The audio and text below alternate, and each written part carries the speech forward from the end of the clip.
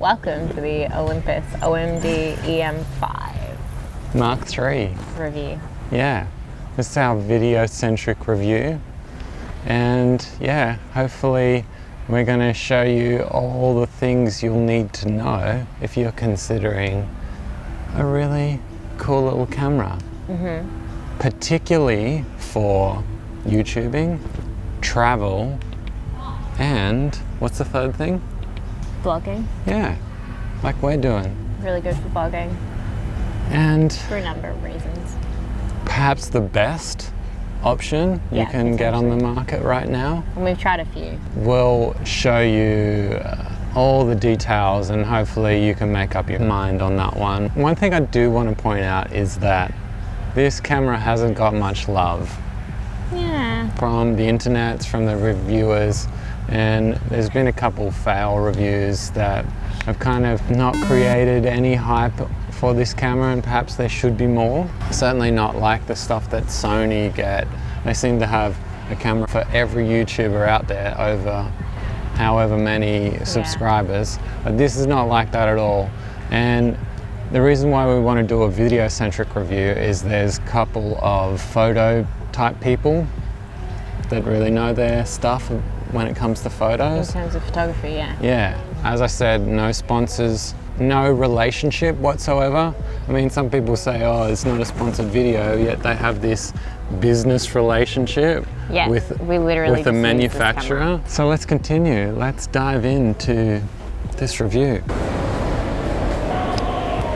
It's the autofocus test. What better place than an abandoned supermarket? Yeah. It's not abandoned. It's just pretty quiet from the COVID-19s. Can't say COVID. No, you can't say that on YouTube. It's like that show, you can't say that on TV. Alanis, you must have a good idea. I don't know. Is it picking us up or is it pulsing around a bit? Now I might move it a bit closer. Is it picking me up? Oh, I don't want to touch the floor right now.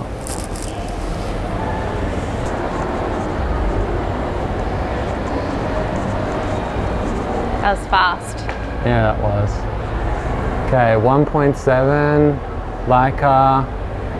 Yeah, we got a bit of blurry background, so it was a bit of a challenge. Okay, duck. Come back up, goose. Duck, duck, goose. Like, yeah, it's got ya. It's just like, it's just not as fast. The autofocus definitely is working.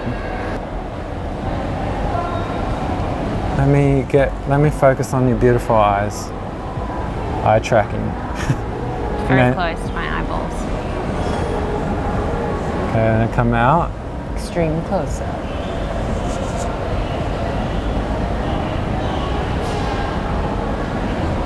It definitely knows that you're there.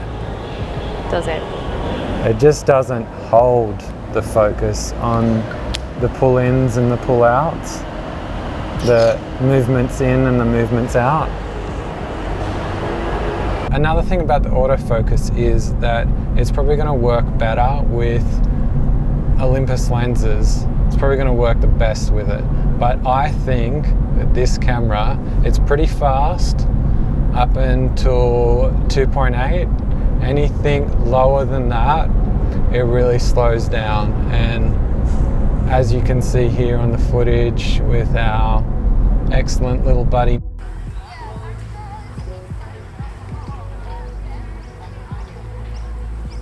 And Sophie just asked to come to play. Yeah, she's really good, right?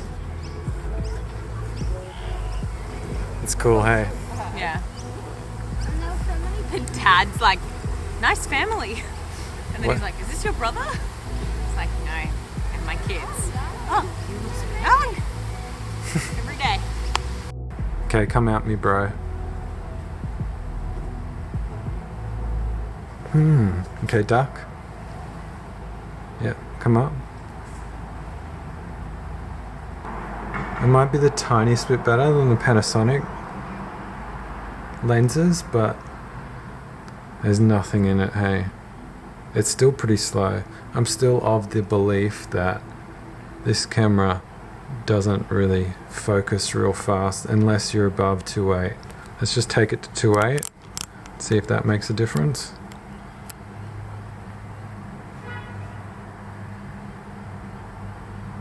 Now we'll go to f4.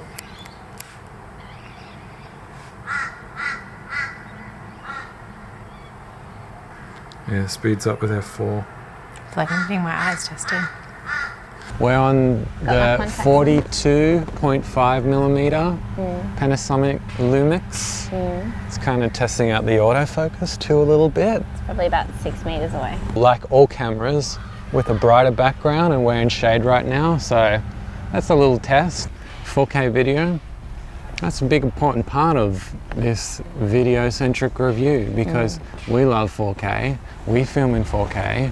Perhaps the 1080p is a little bit soft, like a lot of cameras. We've got a flat profile on this camera, and that's really good to help your dynamic range. Yeah, so you can see more details in the shadows. So the shadows aren't so black, and hopefully you'll see a bit of blue skies and clouds rather than blown out skies. And that's important because you don't want your camera to look like a phone. Or why use the camera? Just use what's in your pocket. Yeah.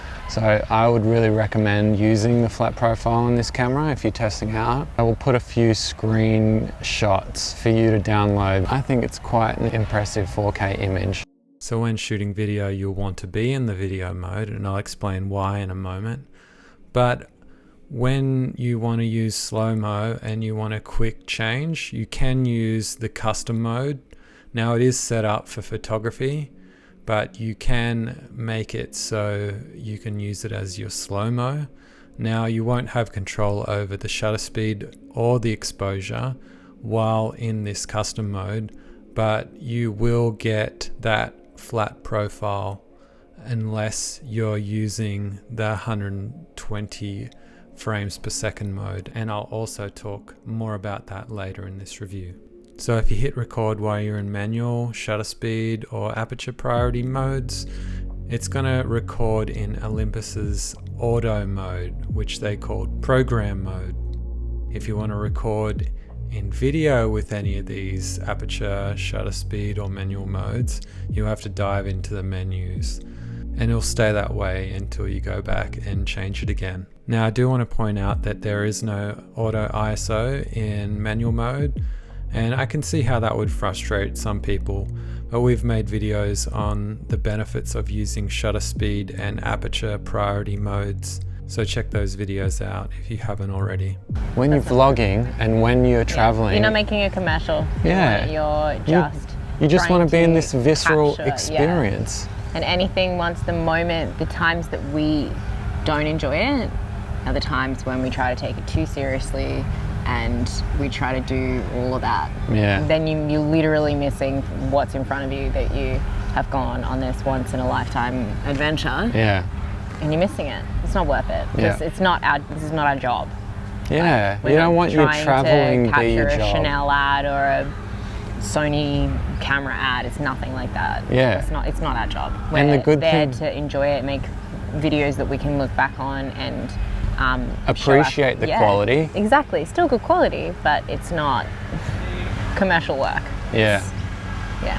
So I feel like it's the best of both worlds, using a flat profile, aperture priority, and just cut and sick using auto ISO. Yeah. 100%. When you're vlogging, traveling, YouTubing. Reduce the likelihood of errors. Yeah, based on having to change and be real finicky. Yeah.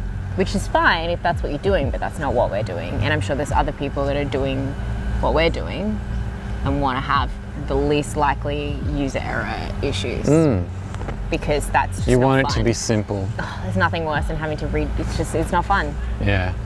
And there's enough variables in your life. You don't want to, exactly, especially when you're traveling or filming, and you don't want to add an extra stressor. Very good point. Very good point. Annalise.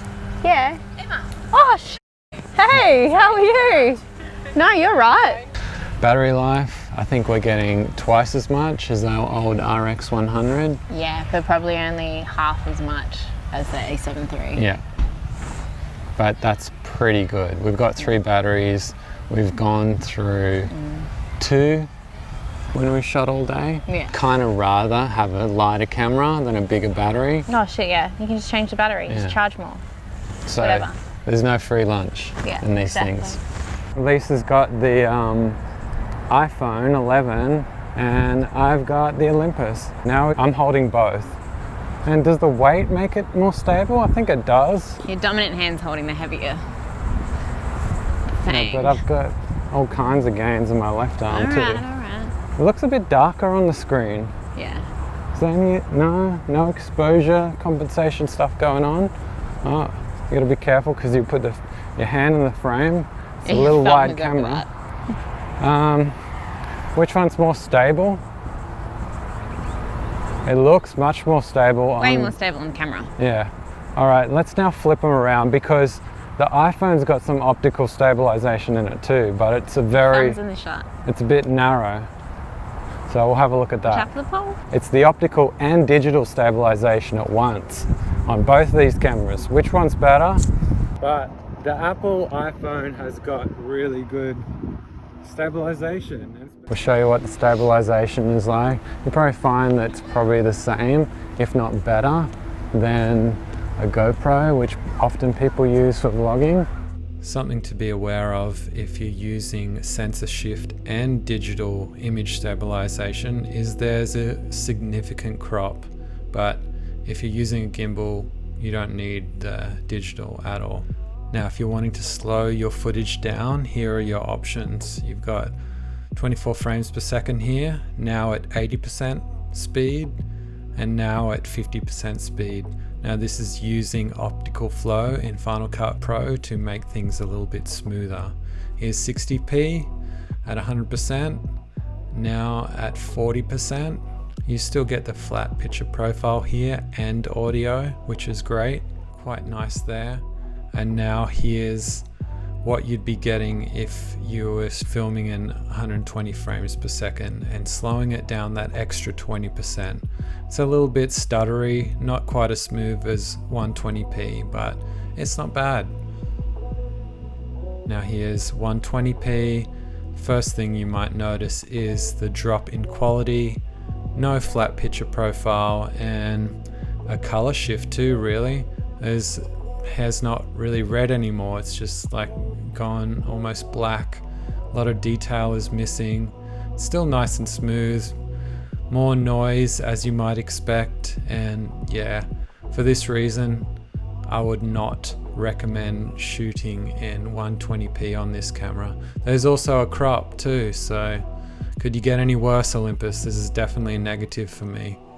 But to be fair, across all manufacturers, there's always going to be a drop in quality in 120p, and perhaps it's not significant enough for you to be bothered by it, and it's still got that 120 frames per second wow factor.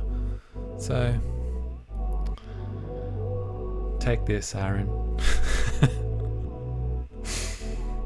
It's gotten dark now, and I'm just having Elise stand underneath the tree, and to my eye, how it looks in the LCD screen is how it looks in real life. It's at 1600 ISO. So I'm just going to raise the ISO now. This is what video looks like on 64,000 ISO. Just zoom out, you can see a bit of the surroundings. Really brightens things up. And who'd have thought you could see in the dark with a Micro Four Thirds camera.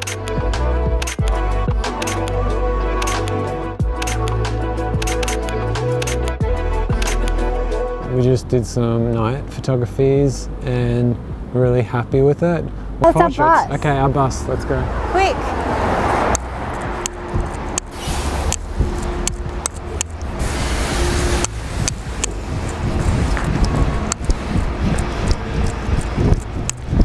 Let's talk about form and ergonomics. It has a really light body.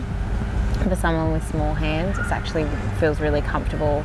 A7 III is actually massive in my hands and feels really heavy and clunky, so when you're holding it out, if you are vlogging by hand or on the gimbal, it's just too much. You just get fatigued. You can only film for like 2-3 minutes. I kind of a little bit miss having that chunkiness. It's just really, it feels... No, it's too heavy. But this feels nice in its own way. Yeah. You got this really nice thumb piece, and you can really pinch it down.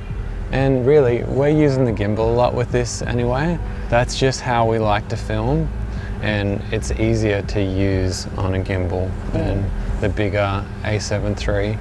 And it also looks really nice. I like the aesthetic. You're not like meant to say that. I like...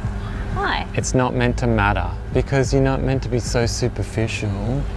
It's funny, we all... Whatever. That's the whole thing about I know. people take photos to look nice. I know.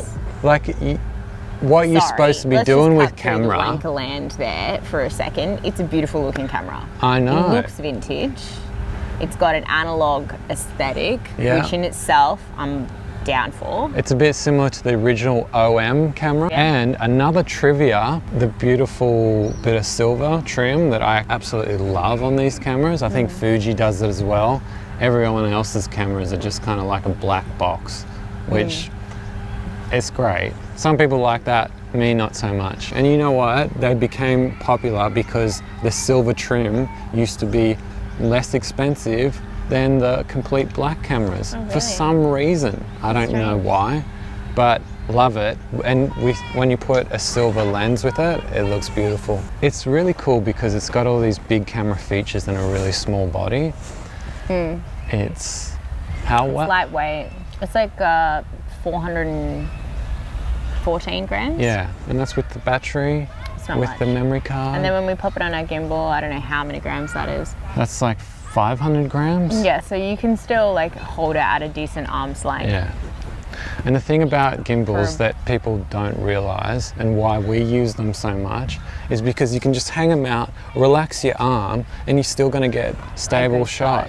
Yeah, you might get something that's lighter than that with a tripod or just carried on its own, but it's actually quite exhausting to hold something still. Yeah. It's almost like this isometric like flexing of your arm to stabilize it. That's kind of exhausting, more exhausting than holding an extra 500 grams and just relaxing your arm. I would agree with that. So a lot of people don't really know why we'd use a gimbal with such a good camera and with such good stabilization. That's part of the function for us. So how does the Olympus compare to the competition? So these cameras are pretty good at video, that are about the same weight, size, price, give or take a few $100s, and they're newer cameras, so I'm not going to be comparing this new Olympus to older cameras. So let's take a look. So here we have the Canon EOS M6 Mark II. This camera records 4K. It's got good autofocus. It's got a good 120p. Where I think this camera kind of falls down a little bit is on the lens selection. It's APS-C, so they're going to be a bit bigger than Micro Four Thirds also, and no image stabilization, which is a big deal for something this size, and no weather sealing, and that's something Olympus is really on point with. So Fuji X-T200. This is a good little camera with a really good flip screen, nice, big, bright. Doesn't have image stabilization, but it does have a digital one that does seem to be pretty good. Also has the APS-C sensor size, so probably better in low light, but the lenses are going to be bigger. And similar autofocus ability. Not as good as Sony or Canon, but about the same as Olympus. No flat picture profile, which is something that I don't like, but a lot of people like the Fuji colors, so that might not be an issue for you. Again, no weather sealing, which is not good for a travel camera, and the battery life is going to be a bit better on the Olympus. Sony a6400, so this is probably the closest second for me when choosing a camera to compare with the Olympus. The autofocus in this camera is just so good, It is both smooth and it tracks very well, and yeah, I would say it's second to none. And it's got a nice little form factor, fully articulating screen. The biggest issue that I have with this camera is Sony's awful image stabilization. To top that off, it has none. So you would have to use it constantly for video, either on a tripod or with a gimbal. You couldn't do any handheld stuff with it. I have an extreme aversion to shaky footage. You also have the APS-C sensor size, which is also, again, better at low light, but bigger lenses, unfortunately. So the Panasonic GX9, I think this camera is a little bit more for photography, even though it can do a nice 4K image, has the image stabilization for video, perhaps not as good as the Olympus, and you have all the brilliant Micro Four Thirds lenses. I like the light fast primes, and there's a lot of them with the Micro Four Thirds system. With the APS-C cameras, not so much. They're either light and not so fast, or fast and heavy. And the lenses are a big part of the system you buy into, so it's something that you need to consider. Audio, that's an important part of filming. And this camera is quite interesting when it comes to audio. I always think about that part in Fight Club when I think about IKEA. About the glasses, the fight of an IKEA Nesta. I feel a bit guilty coming here. What's But an anyway. IKEA Nesta? Like so many others, I had become a slave to the IKEA nesting instinct. This has a thing called a compressor or a limiter in audio engineering. So what it does, it raises the floor level if there is no noise, and if there's too much noise, it brings it down so you're not blasting and distorting your input. And the reason why that's a good thing on a vlogging, YouTube, travel camera, see the theme we're going for here? Yeah. Is because sometimes you might stuff up your audio, and we've done that on our Sony where it's peaked a little bit. Yeah.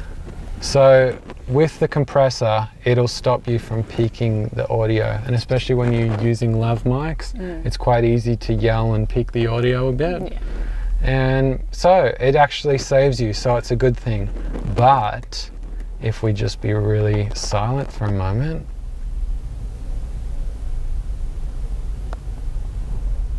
you might hear a bit of hiss if you've got headphones on or you've got really good studio monitors. You might notice a little bit of the floor raise up. And I don't know of any other cameras in this class that have preamp with either the compressor or a limiter, but you probably don't want them on a professional camera because you want to have a bit more control over the levels. The Sony preamps are probably a little bit better, but very happy with the audio on this camera. IKEA nesting.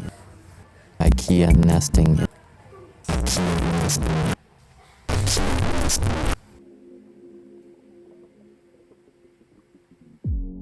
This camera does have a time-lapse mode, and it will spit out a 4K movie file.